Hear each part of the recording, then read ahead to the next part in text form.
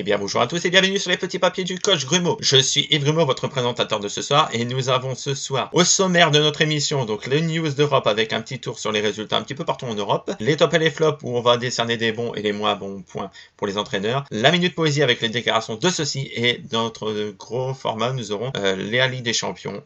Nous commençons cette émission avec les résultats de la Coupe de France MPG. La Coupe de France MPG que nous avons teasé sur cette chaîne lors d'une précédente émission. Les compétitions ont commencé ce week-end et les premiers résultats pour la poule A sont la victoire du FC Moumout 3-1 contre le PCF Maxime, un but de Cyprien, un doublé de Depay contre un but d'Mbappé. La seconde rencontre, le Real Ludo s'est imposé 4-2 contre le LBB, un but de Diallo, un but de Dembélé, un but de Delors, un but contre son corps de Lopez, contre un but de Di Maria et de Sanogo. Qui nous donne au classement sans grande surprise du Real Laval devant FC Moumout, au LBB 3e et le PCF Maxime qui clôt la marche. Passons au groupe B.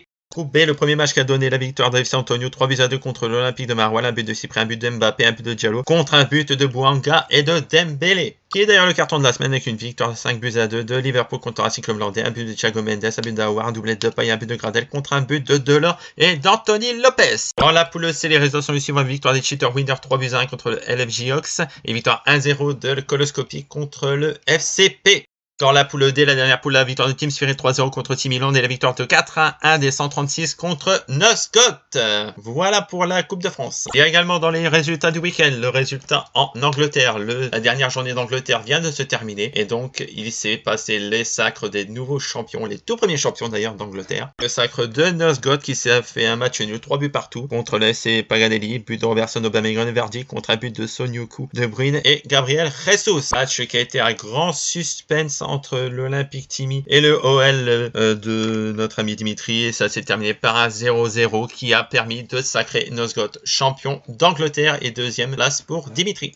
Et dans l'autre poule, c'est Dany qui est sacré champion d'Angleterre pour 1 point devant FC Anthony. Et donc ce qui fait que dans les promus et dans les rétrogradés, Noscott, Dimitri et Maxime montent, tandis que Sébastien, Adrien et Ludo descendent. Donc les résultats du week-end en attendant la fin du championnat en Italie. Donc nous allons passer aux deuxième partie de cette émission avec les tops et les flops. Les tops et les flops, donc ils sont là pour récompenser les bons comme les mauvais entraîneurs. Nous allons pas commencer par les bons, mais nous allons commencer par les mauvais. Donc c'est parti pour le flop du week-end. Titre qui est remis sans grande surprise au Racing Club Landais qui a pris la plus grosse déculottée de ce week-end avec une défaite 5-2 en Coupe de France. Il permet d'avoir ce premier titre vraiment pas très glorifiant de pire entraîneur de le week-end. Et donc nous allons passer au meilleur entraîneur du week-end. Parmi un mais deux, cette fois-ci on a eu du mal à choisir avec Antonio et Noscott. Antonio qui a remporté le championnat d'Espagne dans un final gargantuesque et Noscott pour son premier titre cette saison. Ils ont tous les deux ce premier titre de Good Coach du week-end. Mettons un titre assez spécial, le titre du plus poissard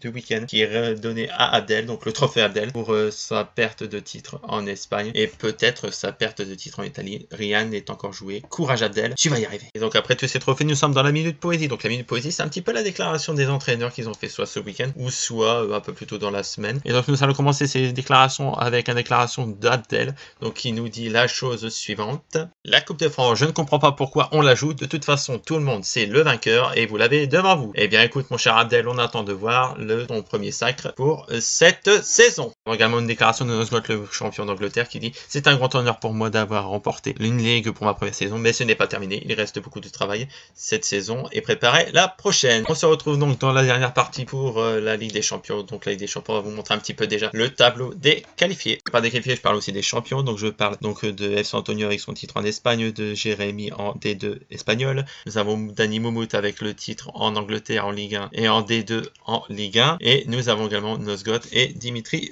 Bébu. Nous attendons donc le dernier qualifié avec le championnat italien qui se termine ce soir. Donc c'était tout pour cette émission. Donc j'espère que cette émission vous aura plu, que vous avez appris beaucoup de choses sur notre grande ligue. N'hésitez pas à regarder notre page Facebook Les Petits Papiers de Coach Grumeau. C'était Yves Grumeau. Je vous dis à la prochaine. À vous les studios!